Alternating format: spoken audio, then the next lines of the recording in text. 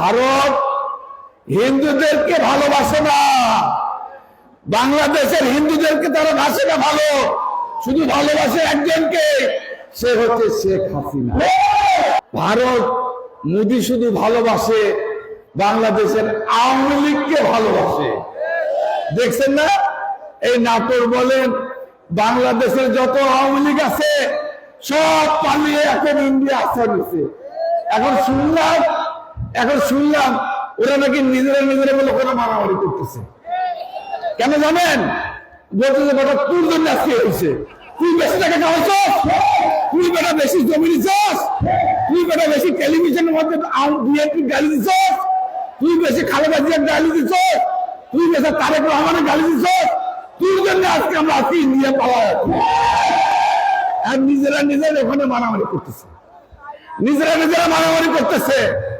তাই আমি যেহেতু এই ছাত্রী ইউনিয়ন আওয়ামী লীগের ঘাঁটি, আমি এই জন্য আওয়ামী লীগের ভাইদেরকে যারা এখানে বক্তব্য শুনছেন আমি আপনাদের বলে দিচ্ছি, আশা করে কোনো লাভ হবে না,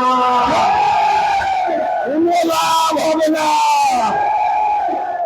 পৃথিবী জন্মের পরে, এই পৃথিবী জন্মের পরে যতদিন যতবার এই যত স্বৈরা শাসকের উৎখাত হয়েছে জনগণের আন্দোলনের মাধ্যমে, জনগণ আন্দোলন করে যাদেরকে ক্ষমতাচ্যুত করেছে, এরশাদ কি ক্ষমতা আসতে পারছে? বলে না, বলে এরশাদ কি ক্ষমতা আসতে পারছে? এটা পৃথিবীর ইতিহাস, পৃথিবীর ইতিহাস। যারা জনগণের আন্দোলনের মধ্যে ক্ষমতা ছেড়ে পালিয়ে যায় তারা আর কখনো পৃথিবীর কোন রাষ্ট্রে কোন দেশে কেউ কখনো ক্ষমতা আসতে পারে না। তাই আমি আওয়ামী লীগের ভাইদের বলছি, এখনো সময় আছে, ইহকালে যাবে পরকালে চলে যাবে। আপনারা দয়া করে আল্লাহর ওয়াস্তে আল্লাহর কাছে ক্ষমা চান, আল্লাহর কাছে ক্ষমা চেয়ে সুযোগ আছে, তাহলে পরকালে আর বেহেশতে আপনারা দিতে পারবেন না। তাই আমি ছাত্রী ইউনিয়নের ভাইরা, রহিম নাজ বলেছে, আমি প্রথম যখন এমপি হলাম মাত্র 3700 ভোট পেয়েছিলাম এই ছাত্রী ইউনিয়নে, 3700 ভোট। এই 3700 ভোটের মধ্যে আমার মনে হয় হাসেম ভাই এখানে আছে কিনা জানি না,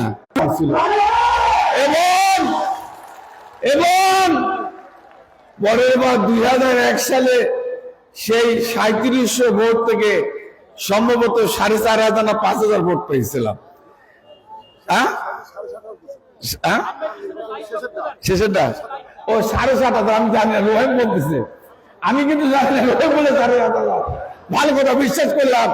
আমি আপনাদেরকে বলে দিতে চাই, আগামী পার্লামেন্ট নির্বাচনে ইনশাল্লাহ আমাদের নেতা তারেক রহমানের নেতৃত্বে বাংলাদেশে যে নির্বাচন হবে, সেই নির্বাচনে ইনশাল্লাহ বাংলাদেশের প্রধানমন্ত্রী তারেক রহমান হবে।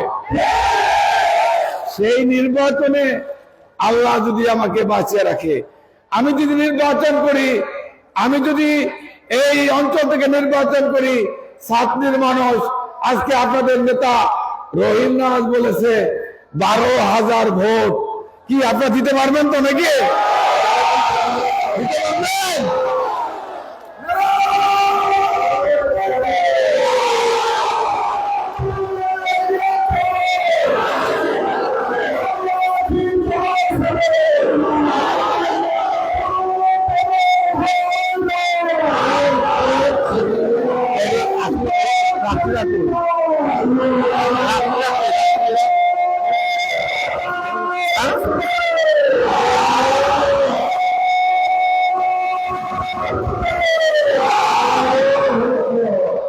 আজকে আমি এই জন্য আমি আপনাদের বলতে চাই, আমার ছাত্রী, আমার মা বোনেরা, আমার ভাইয়েরা, আমি এমপি হওয়ার আগে এই পণ্ডিত গ্রাম, এই নাটোর থেকে নলডাঙ্গা হয়ে এই বাসুদপুর হয়ে রামসার কাজীপুরে গিয়েছি। আপনারা বলেন, আপনারা যারা বেঁচে আছেন, আমার মা বোনেরা এখানে আছেন, এই যে মুরব্বীরা এখানে আছেন, আপনারা বলেন, আমি রুহুল কুদ্দুস তালুকদার এমপি হওয়ার আগে এই ছাত্রী ইউনিয়নের কোন রাস্তা কি টাকা ছিল বলে না করুন। আজকে আমি রুহুল কুদ্দুস তালুকদার দুলু এমপি হওয়ার আগে বাংলাদেশের প্রধানমন্ত্রী তৎকালীন 1991 সালে খালেদা জিয়াকে ওই নাটোর কলেজ মাঠে আমরা নিয়ে এসেছিলাম।